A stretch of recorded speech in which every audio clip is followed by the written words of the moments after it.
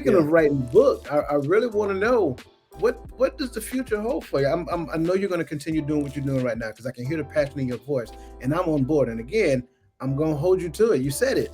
Don't tell me and don't do it. So I'm going to hold you to it because I want to see it. I think it's a phenomenal program. But what else? Is there a book in your future? Are you continuing to do keynote speeches? Like what else do you have planned for the future? Yeah, so to that point, yes, I definitely do keynote speaking. I'm doing leadership seminars, things of that nature. And of course, I'm the director of the Warrior PATHH program. What we've been doing is focusing on our combat veterans, and we've opened the door to our first responders to participate in the Warrior PATHH program. And that's directly tied to the Gary Sinise and Avalon project. And what it is Gary Sinise has put together a program where he supports several pillars of support for our veterans.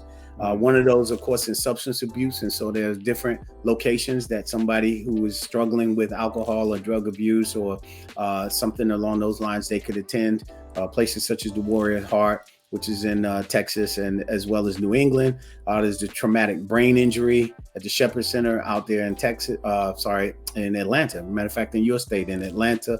And then, of course, there's us, the Warrior PATHH program. Which is also spread out across the country in about 9 different locations. So with that being said, there's been a call for support for our first responders because our first responders, as well as the military, remained at the cutting edge of the battlefield during the pandemic, right? They never got a reprieve.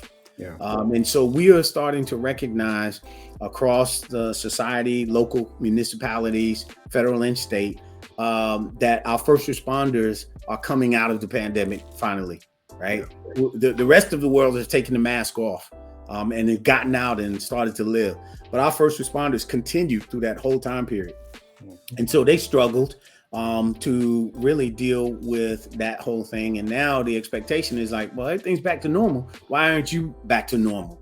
And so AT&T has partnered up with the Boulder Crest Foundation, which we are a partner of. Warrior PATHH program is a partner of the Boulder Crest Foundation. And AT&T has formed up what they call now the Struggle Well program. Now, Struggle Well is the whole concept, the umbrella, if you would, over this whole thing called post-traumatic growth. And that label of Struggle Well was coined in the book that was written by Ken Falk and Josh Goldberg. It's on Amazon. And this book talks in depth about this whole concept of post-traumatic growth. Well, the first responder community is now being tapped into to be given some of the same information to help them to deal with their lives, right? And speaking in a language that they can understand. So I've participated in the Struggle Well program as a facilitator for the Tucson Police Department. And we're going to be bringing it here to South Carolina, to the Richland County Sheriff's Department. And so we are going to share with them some things that are preventative in nature, right? Preventative, not reactive or responsive or intervening in its style, but preventative.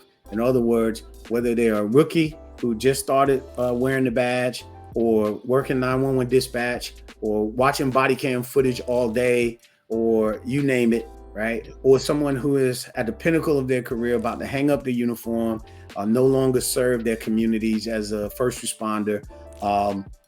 They will participate in this Struggle Well training. And once again, be in a position that they can pour into others and go into the community and deal with the community in a way that they have the capacity now to walk up to a traffic stop, or walk up to a domestic violence situation, or answer a 911 call for a wellness check at someone's home, and arrive at that place with the capacity to understand that this person might be in a different place, right? Meet them where their feet are at, and not necessarily roll in with the cynical view of it's us against them. Right. And so we're hoping, again, specifically right now, law enforcement go through similar training. So that's what's next on the horizon, in the immediate horizon. As far as the future, I'm looking forward to writing a book because I got a lot of criticisms and thoughts and ideas that I would like to pen, so that my legacy, right, that's written in stone, can be here for years to come, for people to one day turn the page and glean at least a little bit of knowledge from me, and that can be my legacy as I go forward. And then finally, just to continue to expand what we're doing here at the Big Red Barn Retreat, to get the word out. Again, while I'm biased that I want people to come here and experience it firsthand with me, I want to share that what we are doing, post-traumatic growth, is something that is beginning to grow and understanding and become more aware. And the way that I recognize that is that if you go to a grocery store today, any grocery store, and you look on the magazine rack next to you while you're waiting to go check out, you will see about 10 magazines on that rack. 8 of those magazines are talking about wellness.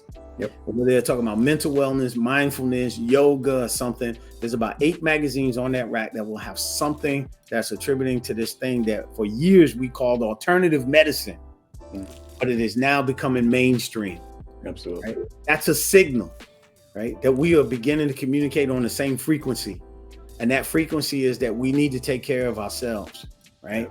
We're not reading about, this person's secret marriage and love childs and conspiracy theories. Those are not the titles on these magazines anymore.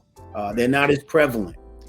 And so we're recognizing that, again, this way of taking care of ourselves, this way of naturally, holistically taking care of ourselves is important for us in our mental health world, right? Because mental health cannot be left to mental health professionals alone. Again, anyone listening to this, please do not mistake what I'm saying as saying that we don't need mental health professionals.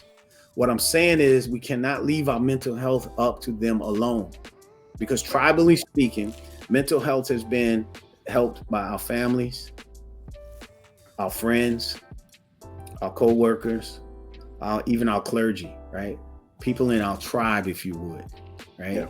And so that's what we have to really get back into, and being grounded to where we have those connections with the people that matter the most, the people that we are around the most. Right. Yeah. And still allow the behavioral health and mental health professionals to do their part. Yeah. But we as a community, as a tribe, have a bigger role in how my mental and behavioral health actually turns out. Man, I love it. I love it. I love it. And hopefully, as everybody is listening, I hope there is as excited for everything that you're talking about as I am, because I'm telling you, I want to know how to be a part of it. So that being said, how can anybody, to include myself, how can we connect with you on social media realm? Do we have a website to go through to see what the Big Red Barn? Yeah.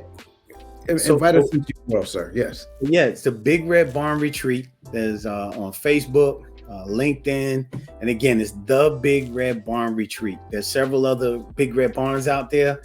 You might come across one that's giving away strawberries and blueberries, but it's the only one in Blythewood, South Carolina. And the organizational name is the BigRedBarnRetreat.org. Right. If you go to the website, Facebook page, LinkedIn, any of those social media platforms, you'll be able to link in directly with the team. Somebody will get back to you. The phone number, contact information is there, email. We will respond very quickly, anytime within an hour to 24 hours, the latest, somebody will respond. And so when we talk about giving back, I'm glad you said that actually, Dwayne, because a lot of times people will say, thank you for your service. Yeah. And what I will tell you is I often say, I appreciate you saying that, right? And what it winds up being is I will often turn back around and say, if you really want to thank somebody for their service, right, give back. And donations are nice, right? I have to appreciate that, because that's what keeps this place running, right? It's a nonprofit. We do take donations. That's what keeps us moving forward. But what I will tell you is, if I gave up 32 plus years of my life, almost 33 years of my life, to serve in this country, you could give us 30 minutes of your time to help pick up some wood for our fireplaces, maybe help in the garden, or help serve a meal during one of our Warrior PATHH programs, where we serve 3 meals a day, and you could help serve that meal or clean the kitchen or do some things. Just 30 minutes. I gave 30 years. You could give 30 minutes.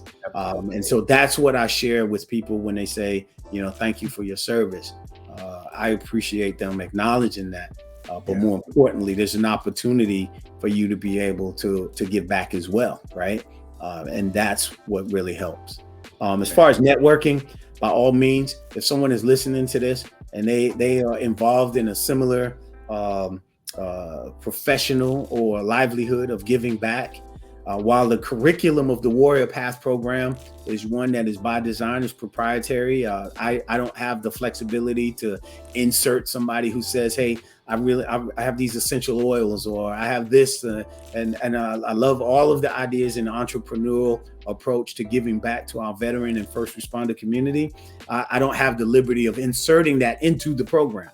Now, while I don't necessarily have that ability to insert it into the program, partnering together and sharing the messages as part of resource sharing is by all means, right? I always will share with someone when they're seeking something.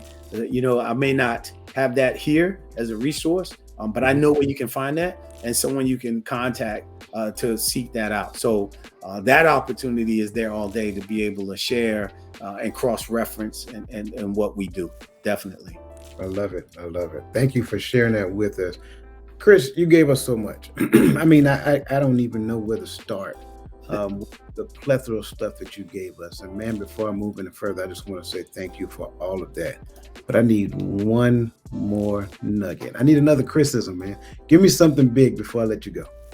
Okay, this is one that I just came up with. Too often, the way that we look at life, right, winds up being, and we don't even realize it, somewhat negative. And we'll pick up that phrase and we'll run with it. Yeah. So help me out here. Have you ever heard the phrase, and maybe you can complete it for me, when we talk about people who are violent or reactionary, we will say that hurt people hurt people. Thank you. See how you was able to just roll that right off quick.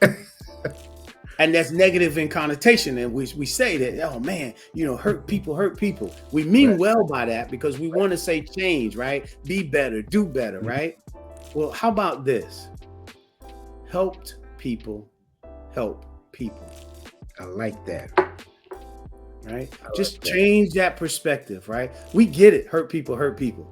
Again, my 7-year-old granddaughter can relate to that. Right. But I want to change that perspective because life is still going to be life. It's still going to be a bad situation. It's still going to be ugly. It's still whatever. But how about now we start looking at it from the perspective of, okay, I got it. Hurt people. But what about helped people help people? Right. So that's my latest criticism. I had to write that one down so that I made sure. That was good. That was good. And I'm using that one too.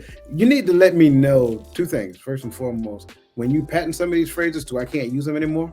That's the first thing I need you to let me know. And I need you to let me know in that book, when you go into the manuscript, when you start your draft, I want to know. Because when you publish, I'm being selfish right now. I'm just being honest. I want the first signed copy. So if I got to drive it there and put it in front of your face and say, hey, sir, please sign here, let me know. Because I believe not only that, not only do I agree with the idea that helped people help people, but I also believe that when it comes down to our tribe, our community, supported people support people. So with that being said, I should be an advocate in jumping on board and supporting what you're doing and so forth and so on. That's how it works. That's how we make our community stronger. That's how we continue to uplift and build our community. So that being said, sir, I just want to thank you for all your time, your energy, and your efforts on behalf of the Empowering Perspective community. I want to thank you for what you're doing for our veterans. Man, it's just amazing. Thank you for continuing to give beyond 32 plus years, because you're still giving of yourself. And again, man, I'm just in awe just to know you, sir. So again, thank you for all that you do, Chris, and man, we appreciate you. Now, same here, Dwayne, and I look forward to not only our next conversation, but our future endeavors. And I'm glad that we've connected, and I can only imagine what we'll be able to accomplish together. So thank you. You're welcome, sir. And together we're going to move mountains. With that being said, have a blessed day, and thank you for being part of the show. All right, thank you.